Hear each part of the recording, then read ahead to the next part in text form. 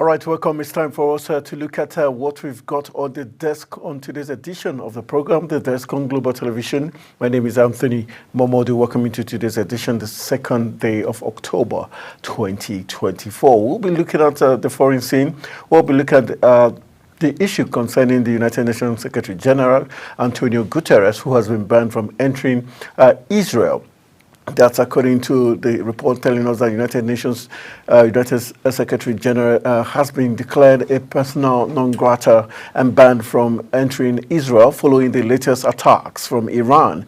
Israel's Minister of Foreign Affairs, Israel Katz, made a declaration over Guterres' silence on Iran's latest attack on Israel.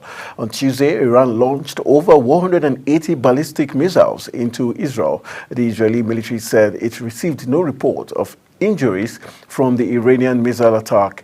However, posting on X, Katz wrote today, he declared United Nations Secretary General Antonio Guterres persona non grata in Israel and banned him from entering the country because, according to him, anyone who cannot unequivocally condemn Iran's heinous attack on Israel, as almost every country in the world has done, does not deserve to step foot into the Israeli soil. So we'll be looking at the implication of this ban and what it means. Are we set to see probably World War III in the making? All right, we'll also be taking you to the U.S., where the U.S.-Israel relations is on the desk this evening, as President Joe Biden has ordered United States forces to help Israel's defense against Iran. This was disclosed in a statement issued by the White House.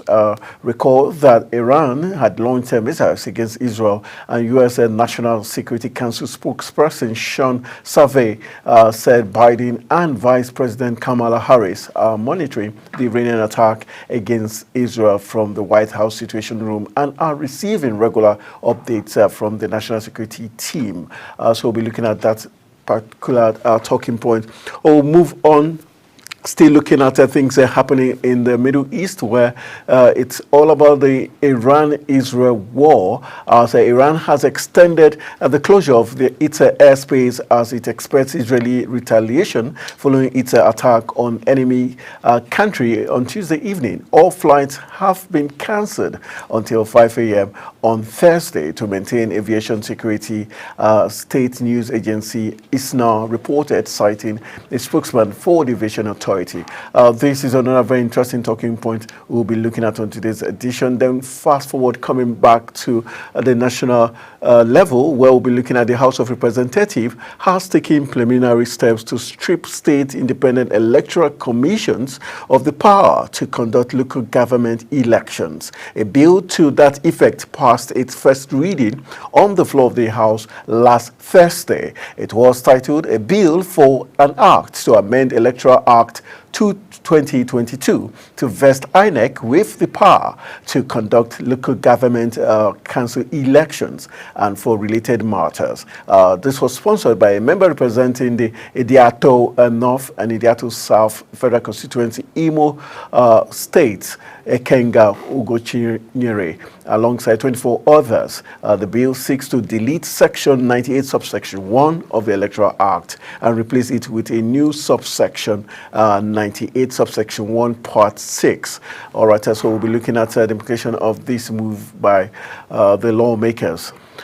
Also, we'll be casting a light on other issues concerning the NNPP, talking about the new Nigeria People's Party, NNPP, has cautioned that a recent bill introduced by the Senate seeking to establish the Independent Local Government Electoral Commission will harm the nation's democracy. How true this is what we'll be looking at on today's edition of the program, The Desk. And not forgetting, we'll be delving into economic aspect of our national life as the Nigerian National Petroleum Company Limited has failed again to begin its fuel production. These and other stories and talking point is what we'll be looking at on today's edition of the program, The Desk. We'll go for a quick break. When we return, I'll be introducing my guest who will be joining us via Zoom. He is part of the project Rebuild Nigeria 360, who will be model Jeffrey Abidayo will be joining us via Zoom to help us look at this very interesting talking point on the program,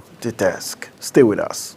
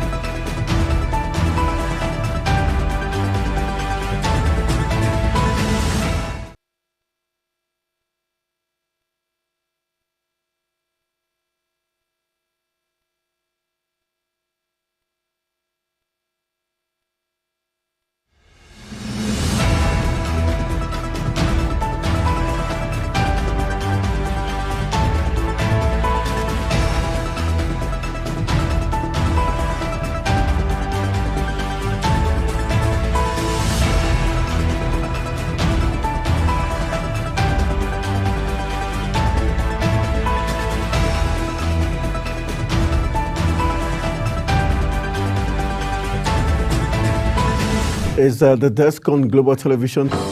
Nigeria. Come join Anthony Momodu on television's most compelling and facts-finding talk live show. We are the Palestinians. We are the Canaan because that this country gets it right. Who are these bandits? It's The Desk on Global Television, where we analyze and dissect storming issues and commentaries in the world's biggest black nation, Nigeria. Who is being held accountable for this money? The eyes have it. We stay and decide policies and reforms on The Desk. Tune in Mondays to Fridays, 5 p.m. to 6 p.m. on Global Television. Let's stay on The Desk. Is The Desk on Global Television. Nigeria. Come join Anthony Momodu on television's most compelling and facts-finding talk live show. We are the Palestinians. We are the Canaan because that this country gets it right. Who are these bandits? It's The Desk on Global Television, where we analyze and dissect storming issues and commentaries in the world's biggest black nation, Nigeria. Who is being held accountable for this money? The eyes have it. We stay and decide policies and reforms on The Desk. Tune in Mondays to Fridays, 5 p.m. to 6 p.m. on Global Television. Let's stay on The Desk.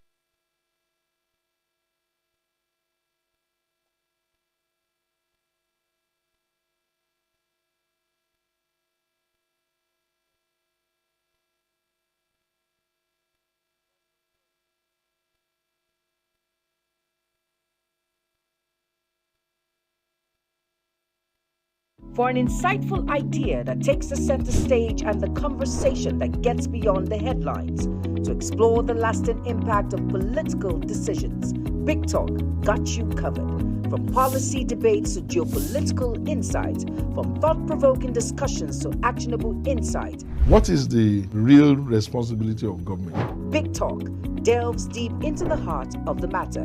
Join us weekdays on Global Televisions from 6:30 p.m. for a reverting journey into the heart of politics, where we dissect issues shaping our society. For an insightful idea that takes the center stage and the conversation that gets beyond the headlines, to explore the lasting impact of political decisions, Big Talk got you covered. From policy debates to geopolitical insights, from thought-provoking discussions to actionable insight, what is the real responsibility of government? Big Talk delves deep into the heart of the matter. Join us weekdays on Global Televisions from 6:30 p.m. for a reverting journey into the heart of politics, where we dissect issues shaping our society. Is The Desk on Global Television. Nigeria. Come join Anthony Momodu on television's most compelling and facts-finding talk live show. we are the Palestinians. We are the Canaan because that this country gets it right. Who are these bandits? It's The Desk on Global Television, where we analyze and dissect storming issues and commentaries in the world's biggest black nation, Nigeria. Who is being held accountable for this money? The eyes have it. We stay and decide policies and reforms on The Desk. Tune in Mondays to Fridays, 5 p.m. to 6 p.m. on Global Television. Let's stay on the decks.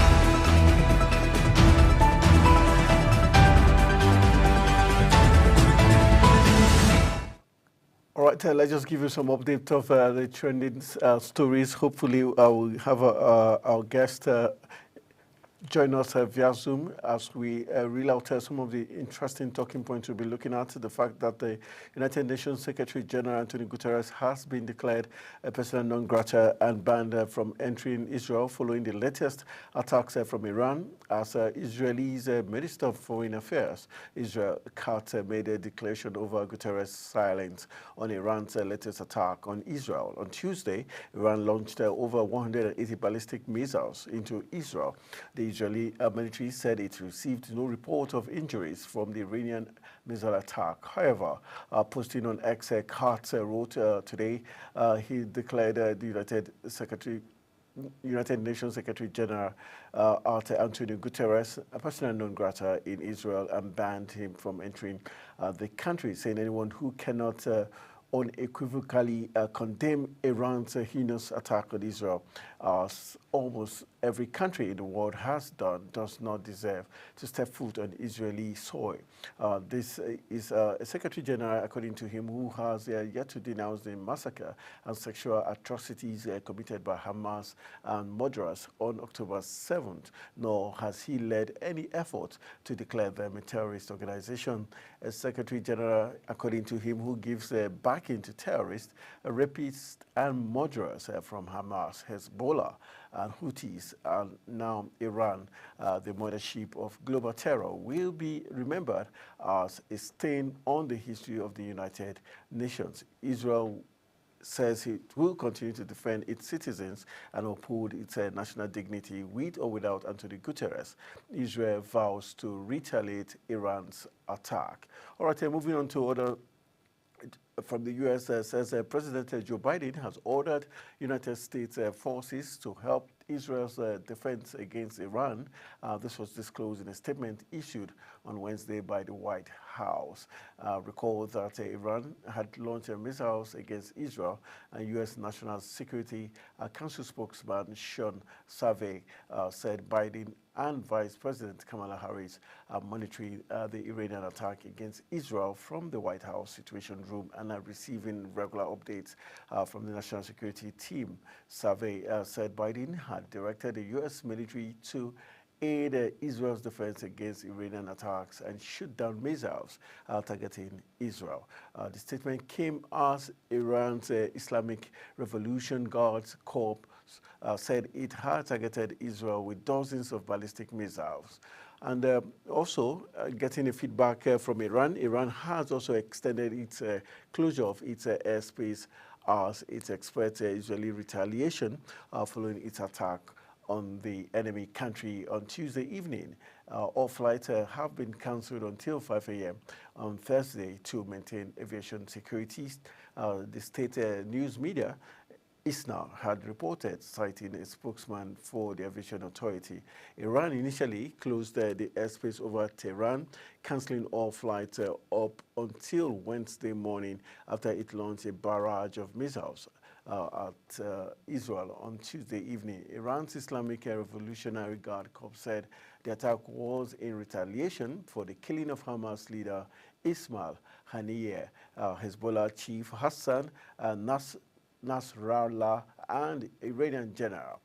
3 Israeli bases and the headquarters of the Israeli Foreign Intelligence Service, Mossad, were the target of the attack, according to Iran. And coming back home, we told you about the fact that the House of Representatives has taken preliminary steps to strip state independent electoral commissions of the power to conduct local government elections. A bill to that effect passed its first reading to the floor of the House last Thursday. It was titled A Bill for an Act to Amend Electoral Act 2022 to vest INEC with the power to conduct local government council elections and for related matters. It was sponsored by a member representing the Idiato North and Idiato South Federal Constituency, Imo State, in the person of Ikenga Ugo Chinyere. Alongside 24 others, the bill seeks to delete Section 98, subsection 1 of the Electoral Act and replace it with a subsection 98, subsection 1, part 6, procedure of election to area council of the Electoral Act currently states that the conduct of elections into the offices of the chairman, vice chairman, and a member of an area council and recall of a member of an area council shall be under the direction and supervision of the commission in accordance with the provisions of this act. The new subsection cited as the Electoral Act Amendment Bill 2024 reads that the conduct of elections into offices of chairman, vice chairman, and a member of an area council and the recall of a member of an area council shall be conducted solely by the commission in accordance with the provisions of the act. Already it says that according to the explanatory memorandum, the bill seeks to amend the Electoral Act 2022 to vest the Independent National Electoral Commission, INEC, with the power to conduct local government area council elections for all the local government areas across the country.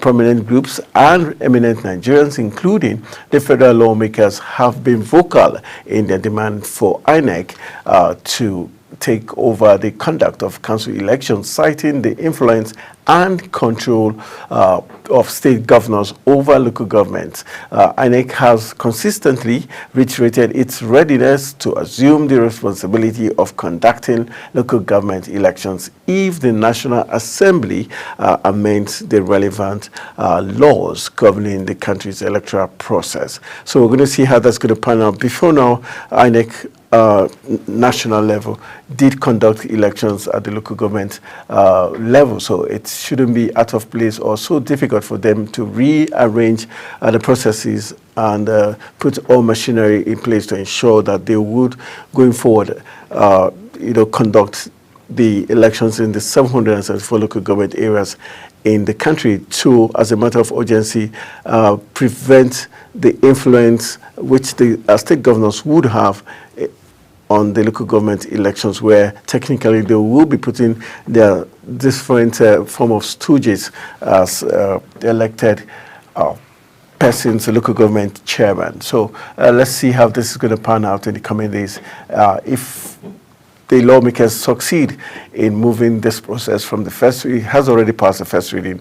So let's see, when he passes the second reading and the third, then hopefully the president would have no qualms in assenting to that bill, and it becomes law. And so we'll be, to an extent, be very certain that we're going to be having free, fair, and very credible and inclusive elections at the local government levels. So it's something we'll be looking at keenly to see how it pans out.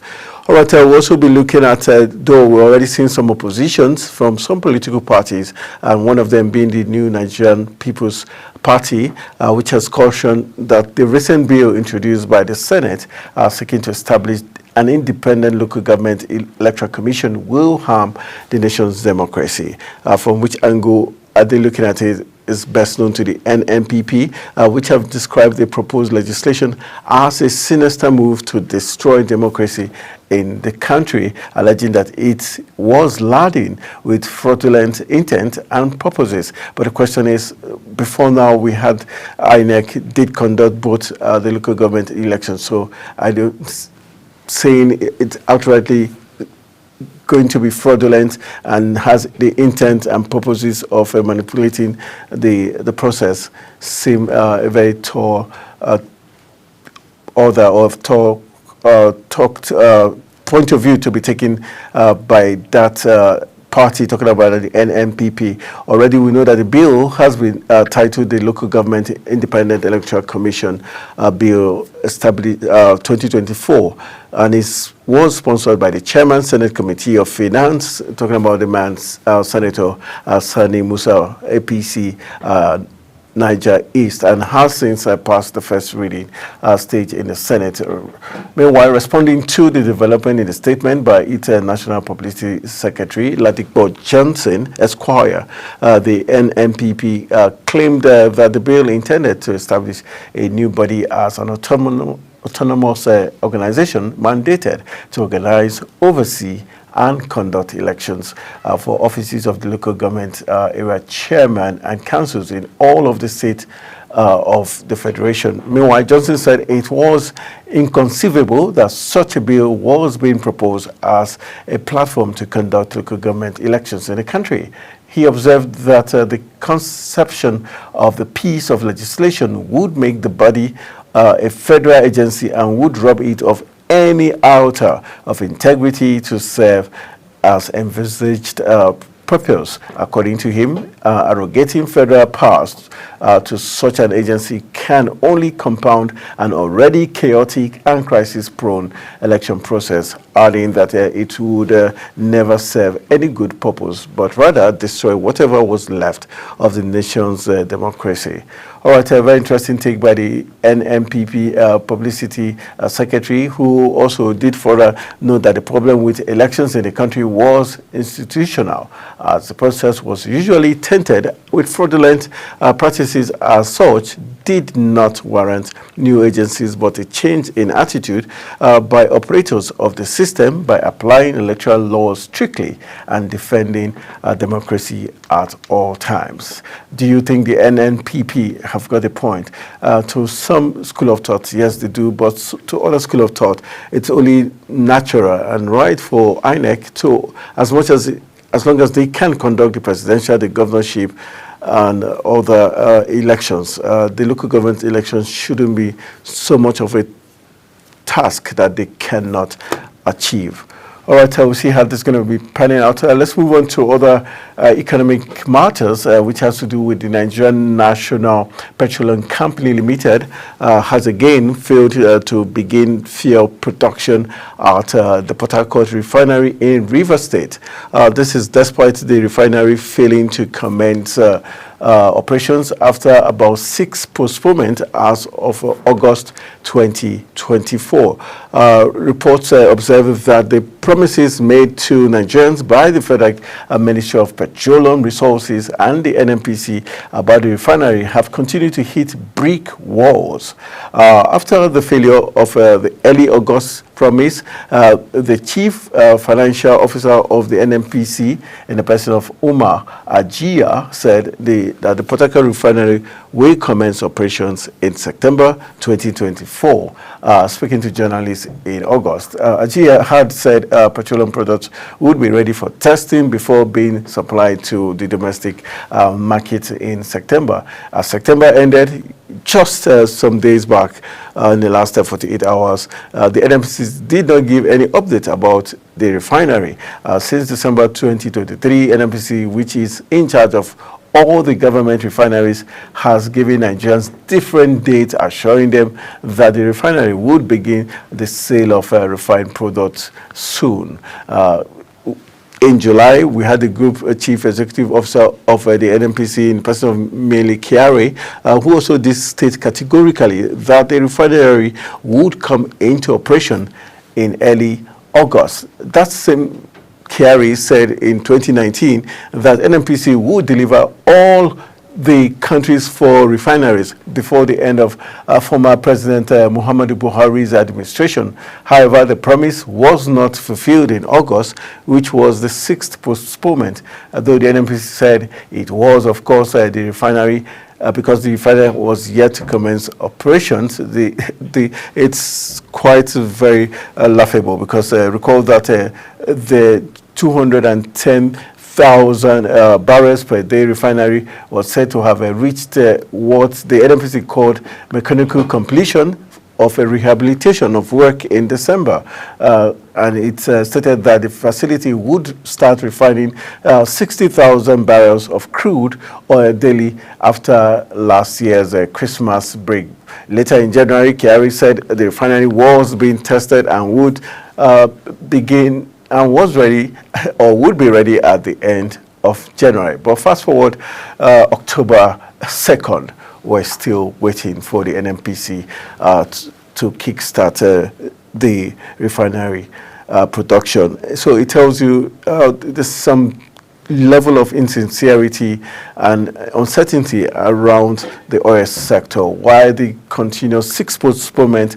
And we also did see that concerning the CNG buses, where the government had promised time and time again that the CNG buses will be rolled out in different states, and private operators will be supported with financial, with funds to be able to continue or commence the conversion from the petrol to the compressed natural gas, but we've not seen that happen.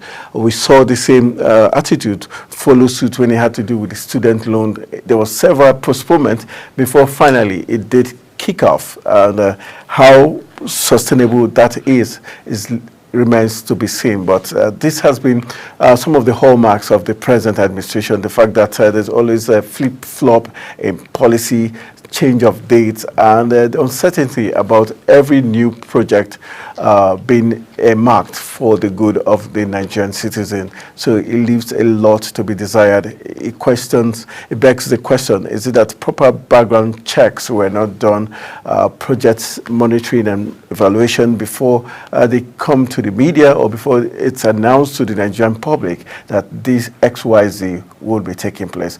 All right, we'll still be waiting keenly to see if the NNPC Port Harcourt refinery would eventually kick off before the end of the year 2024. All right, we'll go for a quick break. When we return from the break, we'll be looking at some other interesting talking points making the rounds across Nigeria, as we're still in the mood of the 64th independence anniversary of the biggest black nation in the world, Nigeria. Stay with us.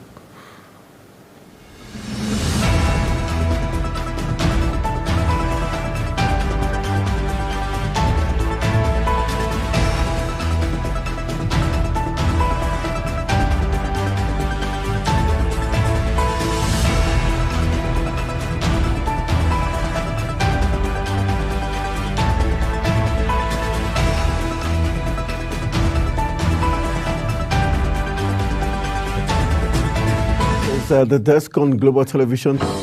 Nigeria. Come join Anthony Momodu on television's most compelling and facts-finding talk live show. We are the Palestinians. We are the Canaanites because That this country gets it right.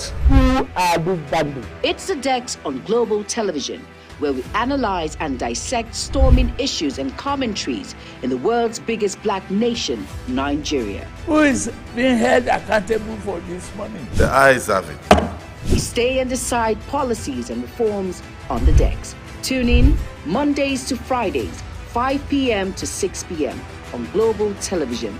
Let's stay on the deck.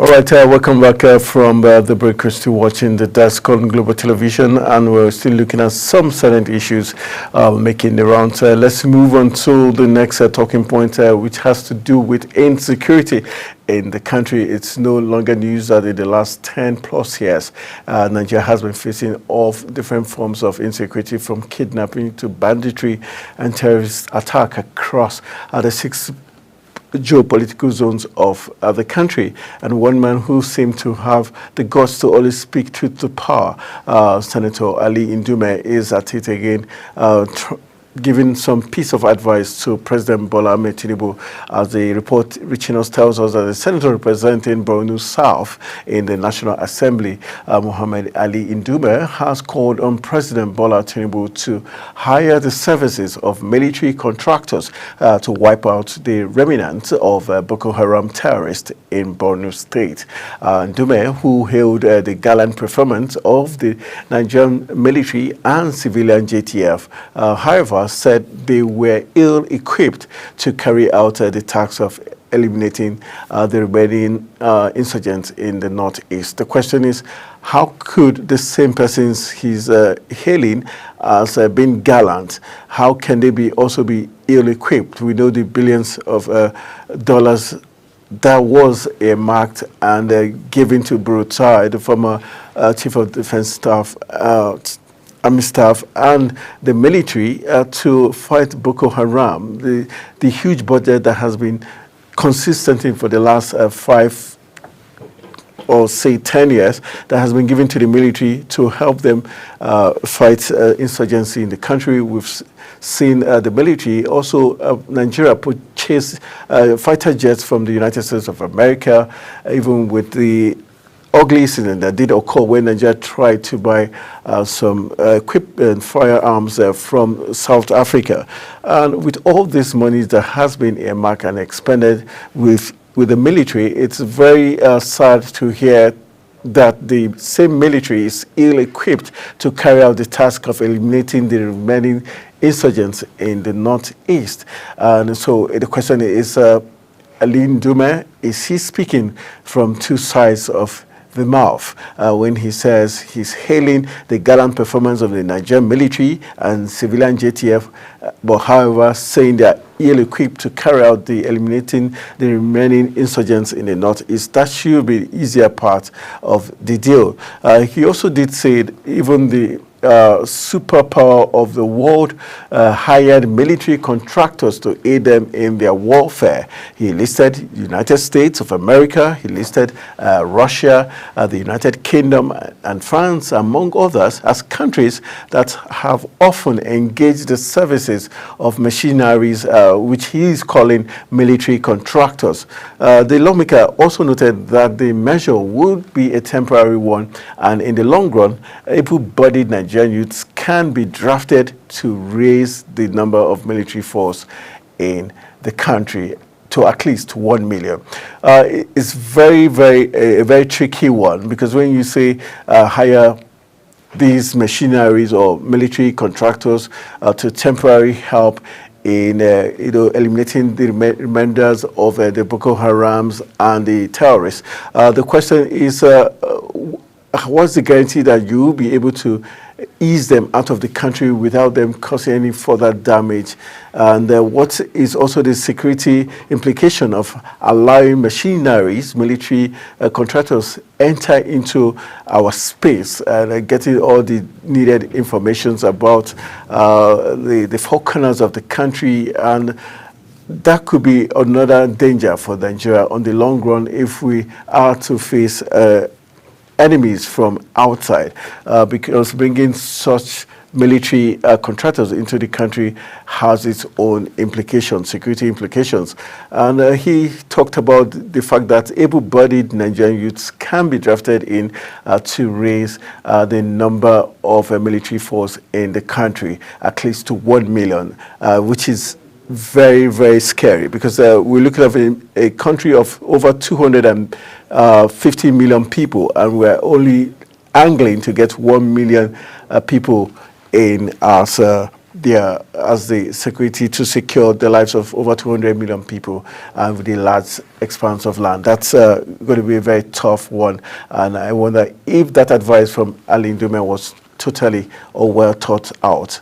Also, the Senator Ndume also made the call against the backdrop of the killing of 6 farmers by Boko Haram terrorists in Goshe and Gwazo local government area of Borno State, and the adoption of 5 others, including women, on Monday. He lamented that, that the regular victims of the terrorist attacks were being forced by Boko Haram to abandon their farming. So this is one of the key reasons why Nigeria has continued to suffer in terms of food insecurity. The fact that Nigerian farmers, Nigerians can no longer go to their farms without being either kidnapped for ransom or killed or maimed by Boko Haram terrorists. A very disturbing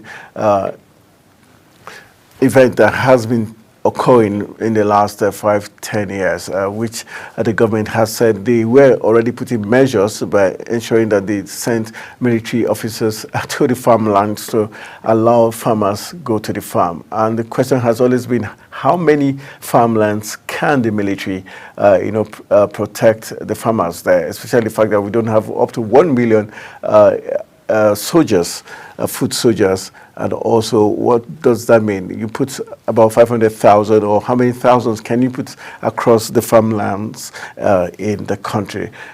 All right, that's a very disturbing talking points there, but still talking about food sufficiency, the federal government is also looking at the fact that they have decided to extend the rice subsidy program to states. That's going to be another talking point we'll be looking at after we go for this very quick break. Stay with us.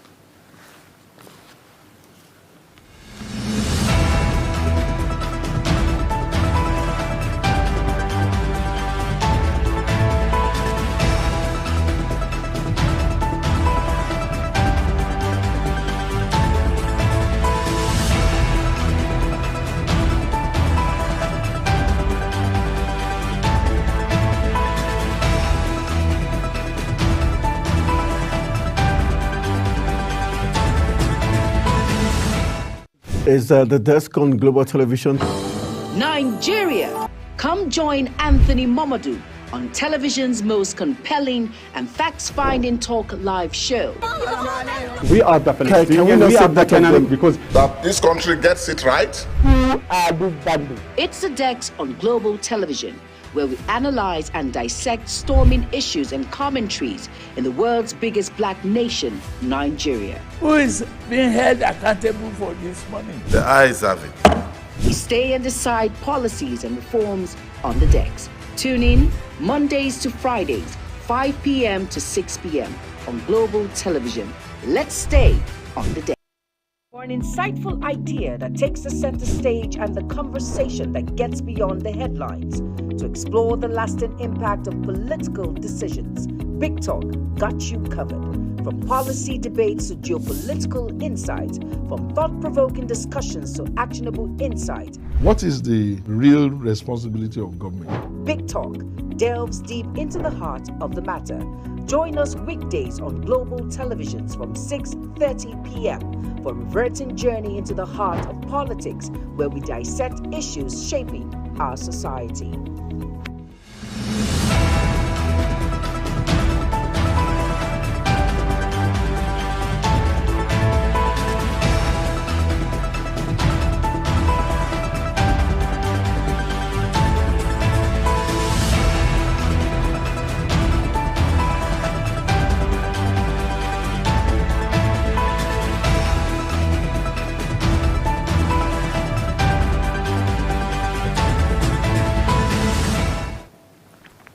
All right, welcome back. As we've got about 10 minutes to call it a wrap on the program, let's look at the food sufficiency program by the federal government. As the federal government of Nigeria is expanding its subsidized rice program to alleviate food insecurity in Nigeria, with sales set to launch in Lagos, Kano, and Borno State. A director of the Federal Ministry of Agriculture and Food Security stated that in September, the Minister of Agriculture also and Food Security, Abubakar Kyari, announced the launch of the 40,000 naira per 50 kg subsidized rice in Abuja, stating that the initiative was part of a broader strategy to ensure that no Nigerian goes to bed hungry. He said the subsidized rice program aims to provide relief to citizens amid soaring market prices. The current market price of the 50 kg bag of rice is about 90,000 naira and is close to 100,000 naira. So it just tells you it looks like the government seemed to be at loss of ideas of how to tackle the rising cases of food prices, and also it seems they have also given up on the fact that they cannot truly provide protection for Nigerian farmers across board, for Nigerian farmers to go back to the farms and farms so that we can have more food produce that would help food sufficiency in the country. So what they have or seem to have resorted to is to keep giving out palliatives. How sustainable is this strategy? Is a very tall one. And the truth remains that not everyone can get the subsidized 50 kg of rice, because the sharing formula or strategy is always faulted in such a way that those who are given the responsibility to ensure that it reaches the vulnerable population always have a way of diverting it. That's where we hear the issue of bags of rice being rebagged for political purposes and kept in warehouses for elections, when election times come, for them to share to their would-be voters.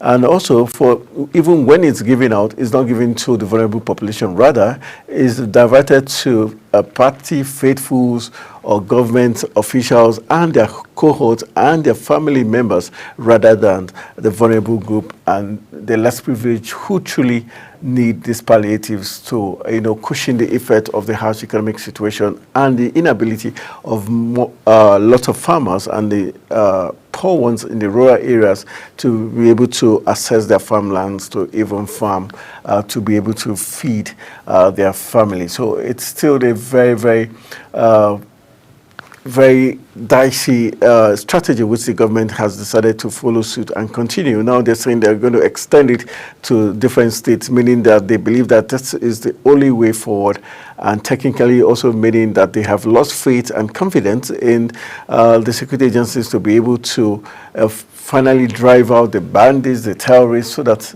farmers and Nigerians would be able to have access to their lands and farm. So let's see how this is going to pan out, because the minister, Abubakar Kyari, has said the subsidized rice program aims to provide relief to citizens and provide amid the soaring market prices. The prices will definitely continue to soar as long as we do not have enough in the market. When once demand outweighs supply, we're likely to see the continuous rise in prices, and that's what is going to continue. So how much and how long can the government sustain this program is the big question. Some months back, the government did say they were opening all the food reserves, grain reserves across the country, so that there will be lots of products in the market.